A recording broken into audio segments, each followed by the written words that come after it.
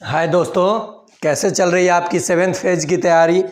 जैसा कि आप सबको पता चल चुका है कि सिलेबस जो है सीडीपी से हटके यानी बच्चों के विकास से हटा करके सीधे आपको जैसे बीपीएससी का सिलेबस होना चाहिए उसी तरीके से बीपीएससी का सिलेबस बना हुआ है।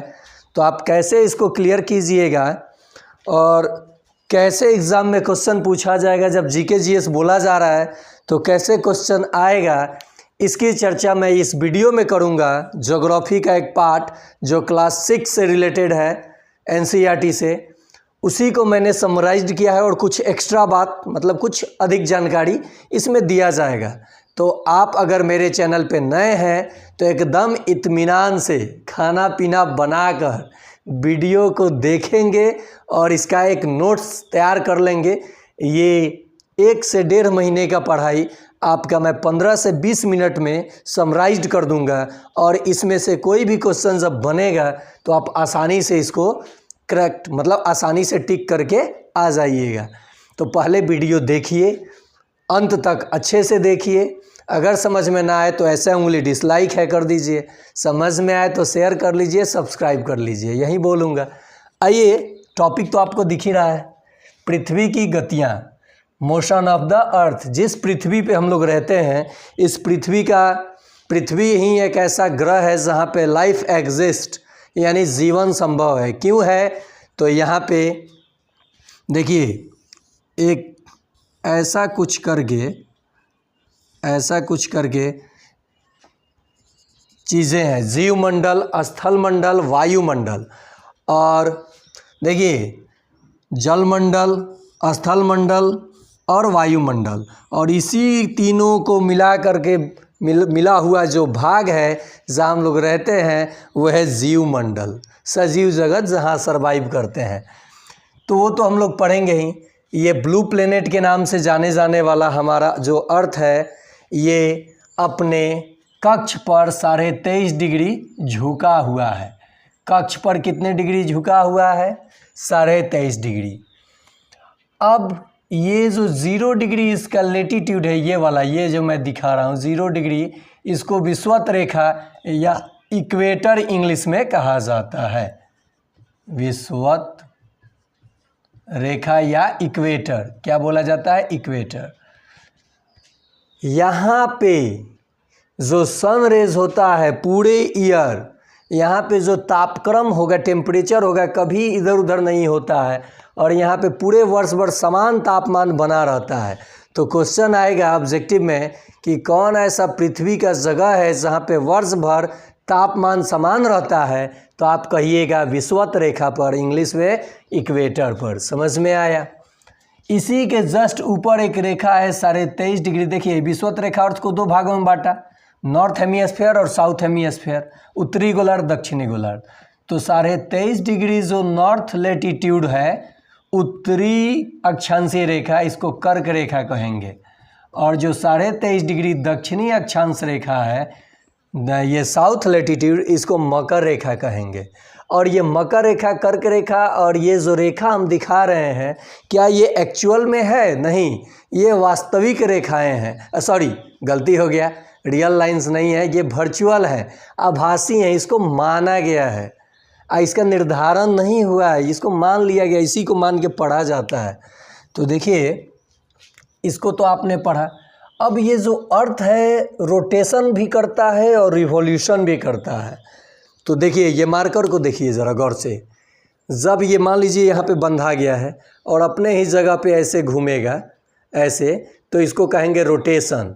जब पृथ्वी अपने अक्ष पर ही घूर्णन करता है तो उसे घूर्णन गति कहते हैं, यानी घूमता है तो, चक्कर लगाता है तो। घूर्णन करते हुए अगर एक तारे जैसे सूर्य को घूमने लगेगा तो उसे परिक्रमण कहते हैं, और इस रोटेशन को परिभ्रमण भी कहते हैं। इसी में कन्फ्यूज़न होता है, यही दोनों वर्ड ज़्यादा पूछा जाता है। परिक्रमण, अरे आक्रमण करेगा सन को देखकर, सन हीट ज़्यादा भेजेगा, आक्रमण हो जाएगा। लेकिन ये परिभ्रमण है, अरे यार ये तो भ्रमित कर रहा है, ये तो कुछ नहीं करेगा। लेकिन जब आक्रमण, तो परिक्रमण सन को घूमेगा परिभ्रमण, अर्थ अपने एक्सिस पे घूमेगा। अब इसका स्पीड देखिए, अब इसका डायरेक्शन क्या होता है, तो ये पश्चिम से पूरब की ओर घूमता है, ऐसे आता है, ऐसे पश्चिम से पूरब की ओर ये घूर्णन करता है। इसीलिए सन जो है आपको 12 घंटे के बाद पूरब में आपको निकलते हुए दिखाई देता है, लेकिन वो डूबता नहीं है कभी या ना ही निकलता है, वो तो स्थिर है अपने जगह पे। इसी के कारण सन की जो स्थिति है पूरब में निकलते हुए दिखाई देती है और पश्चिम में सेट होती हुए, ना डूबते हुए। तो आपने जाना अर्थ किस दिशा से किस दिशा में घूर्णन करता है, तो कहिएगा पश्चिम से पूरब की ओर। ये पश्चिम से पूरब की ओर ऐसे अपने एक्सिस पे ये घूमेगा, ठीक है। ये कर्क रेखा, मकर रेखा, विषुवत रेखा आपने जान लिया। अब इनके पीछे तो जो जब हम अक्षांश देशांतर, आप मेरे चैनल में जा करके देखिएगा, कहीं पे अक्षांश देशांतर पढ़ाया हूँ, वहाँ से जा करके आप उसको देखिएगा। थंबनेल सही नहीं होने के कारण बहुत लोग नहीं देखते हैं, तो मैं एडिटर कहाँ से रखूँ भाई। अभी तो फ्री ऑफ कॉस्ट आपको नॉलेज दे रहा हूँ ना, ताकि आपका एग्ज़ाम निकल जाए। तो देखिए ये हो गई कि इसकी दिशा। अब ये रोटेशन भी और रिवॉल्यूशन भी होता है, तो इसकी जानकारियाँ हमें इनसे क्या क्या जानकारी मिलेगी। जो रोटेशन होता है उसका स्पीड होता है 1670 किलोमीटर प्रति आवर, और रिवॉल्यूशन जो होता है वो 1,07,000 किलोमीटर प्रति आवर। मतलब जब ये अपने अक्ष पे घूमेगा तो 1670 किलोमीटर प्रति घंटा, 1 घंटा में 1670 किलोमीटर की डिस्टेंस कवर करेगा। और ये अगर सन को घूम रहा है तो 1 घंटे में 1,07,000 का डिस्टेंस कवर कर जाएगा। तो ये हुआ स्पीड। टाइम कितना लगता है रोटेशन में, 23 घंटा 56 मिनट 4 सेकंड। देखिए ये चीज़, अगर कोई ऐसे एक गो डंडा इस पर खींचना, एक नहीं है, ये ऐसे चिन्ह की पाई की तरह खींचा हुआ है, तो इसको बोलते हैं मिनट, 2 मिनट। अगर डबल खींच देंगे तो कहेंगे 2 सेकेंड।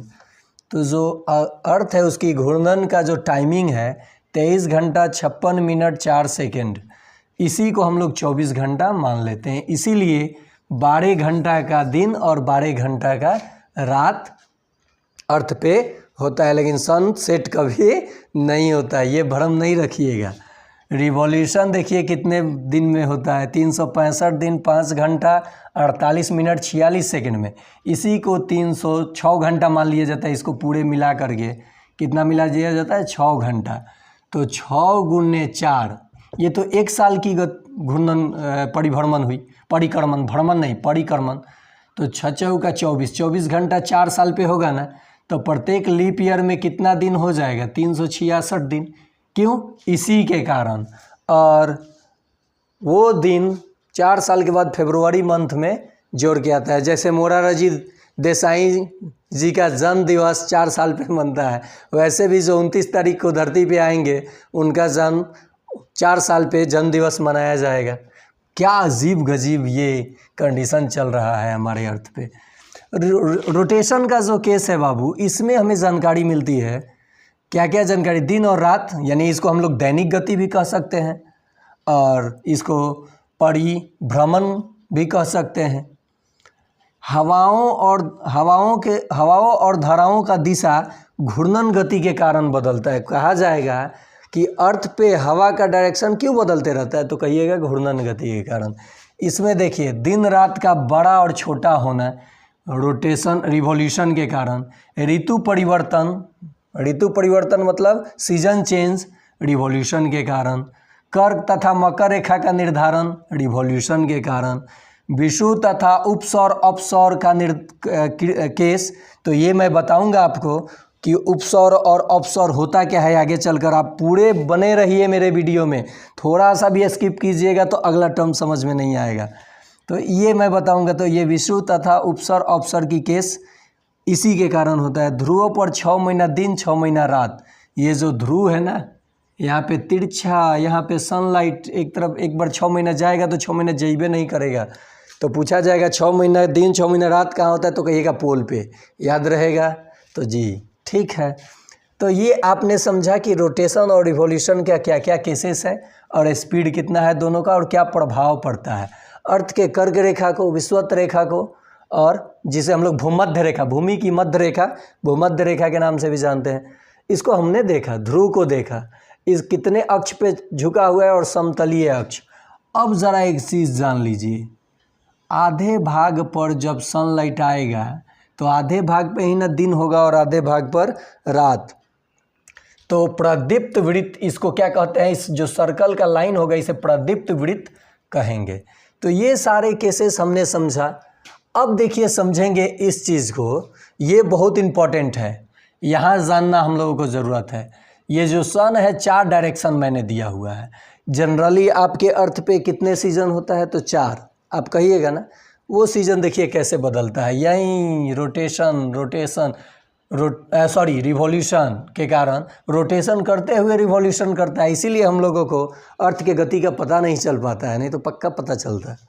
ठीक है, तो यहाँ पे देखिए 22 दिसंबर को जब अर्थ यहाँ होगा, सन रेज इसके तरफ आएगा, तो दक्षिणी गोलार्ध में लंबा दिन, क्योंकि सन का प्रकाश देखिए, सन का लाइट इधरे जा रहा है, तो दक्षिणी गोलार्ध में साउथ हेमिस्फीयर में लंबा दिन, तो दिन लंबा होगा तो निश्चित ही रात छोटी। तो 22 दिसंबर को दक्षिणी गोलार्ध साउथ हेमिस्फीयर में, साउदर्न हेमिस्फीयर में लॉन्गेस्ट डे और स्मॉलेस्ट नाइट होगा।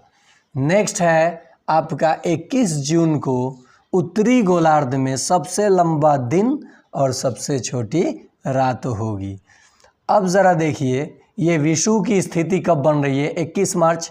जो विषुव की स्थिति बन रही है कितने तारीख को बन रही है, 21 मार्च को आयनात बोला जाता है। तो इस केसेस को आप समझ लीजिएगा। अब देखिए 23 सितंबर को उत्तरी गोलार्ध में विंटर और दक्षिणी गोलार्ध में बसंत ऋतु। वैसे ही 31 मार्च को तो ये पलट जाएगा, ये 23 सितंबर को 31 मार्च को जाएगा तो ये पलट जाएगा। समझ में आया आपको ये चीज़ है। जब आप ये समझ गए तो देखिए यहीं पे आपको मैं बता दूं, इसको आप स्क्रीनशॉट ले लीजिए और अपने एक डायरी या नोट्स तैयार कर लीजिए। इससे क्वेश्चन आपका 3 से 4 आपके एग्ज़ाम में, चाहे वो सीटेट हो या फिर आपका सुपर टेट हो या फिर आपका KVS हो, या आप अगर एक अच्छे टीचर हैं तो अपने स्कूल में बच्चों को इसे पढ़ा भी सकते हैं। और 7th फेज में तो बनना ही बनना है क्वेश्चन, क्योंकि जिस पे आप रहते हो उसी के बारे में नहीं जानोगे तब तो मज़ा नहीं आएगा ना। अब देखिए उपसौर अपसौर क्या है, मैंने बताया था ना पेरीहिलियन, ये कैसे मैं आपको बताऊंगा। देखिए दीर्घ वृत्ताकार पथ क्या होता है, 2-2 फोकी होता है इसके पास। मान लीजिए यहाँ पे सन है, यहाँ पे सन है एक फोकी में, तो ये जो कंडीशन होगा 4 जनवरी, शायद 4 जनवरी, और यहाँ पे 4 जुलाई और 3 जनवरी, सॉरी यहाँ 3 जनवरी रहेगा और ये 4 जुलाई। तो आपको तो दिख ही रहा होगा 147 मिलियन किलोमीटर और 152 मिलियन किलोमीटर। जब सन जो है, सन के पास जब नियरेस्ट यानी सन से नज़दीक अगर अर्थ आ जाएगा तो उस केस में सबसे नज़दीक, तो उस केस में 3 जनवरी का वो केस होता है, उसे कहते हैं हम लोग, उसे हम लोग बोलते हैं उपसौर। उपसौर को इंग्लिश में बोलते हैं पेरीहिलियन और एपहिलियन, इसको एपहिलियन और इसको पेरीहिलियन। ठीक है, तो 3 जनवरी को सन के पास आ जाता है अर्थ और 4 जुलाई को सन से दूर रहता है अर्थ, तो इसी केस को एपहिलियन और पेरीहिलियन, उपसौर और ये अपसौर क्या बोलते हैं, अपसौर। तो याद रखिएगा ये डेट 3 जनवरी को उपसौर, क्यों, सन के पास रहता है। ये देखिए 147 और 152 में अंतर नहीं है, छोटा बड़ा है ना, तो पास रहता है और ये दूर रहता है, ये जान गए। और इसी में मैं आपको एक चीज़ एक्स्ट्रा बता देता हूँ जिसे अलग से पढ़ाना पड़ता है। तो किस लिए अलग से, एक ही बार में समझ लीजिए ना, उसे भी अलग से पढ़ने की क्या ज़रूरत है हम लोगों को। यहीं पे एक चीज़ मैं आपको बताना चाहता हूँ, क्या, तो आप कहिएगा कि ये सूर्य ग्रहण, ग्रहण समझते हैं, ग्रहण, आप पे ग्रहण लग गया है, नीतीश चाचा, तेजस्वी भैया, ये दोनों लोग मिल करके चाहते हैं सारे शिक्षकों पे ग्रहण लगा दें, लेकिन शिक्षक भी इतने बेवकूफ़ नहीं हैं। शिक्षक हैं तो वो अपने अंदर काबिलियत छुपा के रखे हुए हैं। आप चलिएगा डाल डाल तो शिक्षक चलेंगे पात पात। चलिए ना, आप कहाँ जाते हैं, लीजिए एग्ज़ाम। अब देखिए, तो ये ग्रहण लगा दिए हैं। अब ग्रहण या तो सूर्य ग्रहण होगा, सूर्य ग्रहण होगा, या फिर चंद्र ग्रहण होगा। ठीक है, तो देखिए क्या होता है कि सूर्य ग्रहण और चंद्र ग्रहण में, ब्लैक वाले से और रेड वाले से बताने दीजिए। देखिए इसमें क्या होगा, ये गड़बड़ कर देते हैं आप लोग। यहाँ पे मान लीजिए ये ब्लैक से अर्थ बनाते हैं, अर्थ है, और यहाँ पे सन है। क्या है, सन है। अब ये मान लीजिए यहाँ प्रकाश अपना बिखेर रहा है, सन खुश है, मुस्कुरा रहा है शायद, अरे वाह क्या सुंदर है सन। और यहाँ पे इसके कक्ष पे ये देखो, पृथ्वी का एकमात्र उपग्रह कौन है, चंद्रमा। तो ये क्या करेगा, खिसिया जाएगा पृथ्वी से मून। ये अर्थ है, ये मून है, और ये सन है। जब ये लाइट इनको देंगे तो ये क्या करेंगे साहब कि सारे लाइट को अपने ले लेंगे, इनको कहेंगे तू रह अंधेरे में रह, अंधेरे में रह तू, तो ये अंधेरे में रह जाएंगे। तो केस है कि सूर्य ग्रहण के समय पृथ्वी और सन के बीच, अर्थ और सन के बीच कौन आ जाता है, मून, चंद्रमा, जिसके कारण सन का लाइट अर्थ पे नहीं जा पाता है। उसी केस को हम लोग सूर्य ग्रहण कहते हैं। आइए भोजन पानी पी लेते हैं, भोजन करने से मना कर देता है लोग, घर का लोग, बिना नहाए, जब ये ख़त्म होगा तो बिना नहाए नहीं खाना है। और हम जानते हैं आप सब रगड़ देते हो, बिना नहाए ही रगड़ देते हो, मर लेते हो।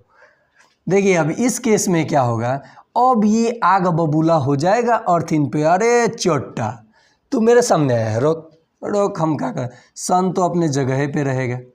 अब ये फिर मैंने बना दिया ब्लैक से, ये अर्थ अपना जगह पे है, जगह पे अर्थ नहीं है, गुस्से में है, चंद्रमा को बड़ी चाहता है कि तू हमरा के उपाय कोई रह जा।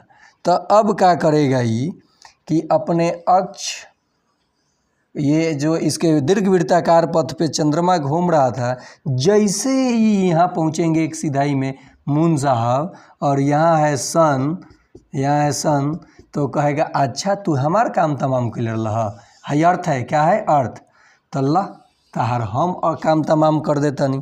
तो ये इस सन के लाइट को चंद्रमा पे नहीं पहुँचने देगा। तो जब सन और मून के बीच अर्थ आ जाएगा तो चंद्र ग्रहण होगा, और जब अर्थ और सन के बीच मून आ जाएगा तो सूर्य ग्रहण होगा। तो अगर आपको ये वीडियो समझ में आया हो तो आप अधिक से अधिक शेयर कीजिए, सब्सक्राइब कीजिए। और ये तो केवल अभी शुरुआत है, जंग अब जारी हो चुकी है और सरकार से अपने जॉब को छीन के रहना है। तो आप मेरे साथ जुड़िए और पढ़ाई का आनंद लीजिए, और साथ ही साथ अपना एक सीट पक्का कर लीजिए। तो आज के लिए इतना ही।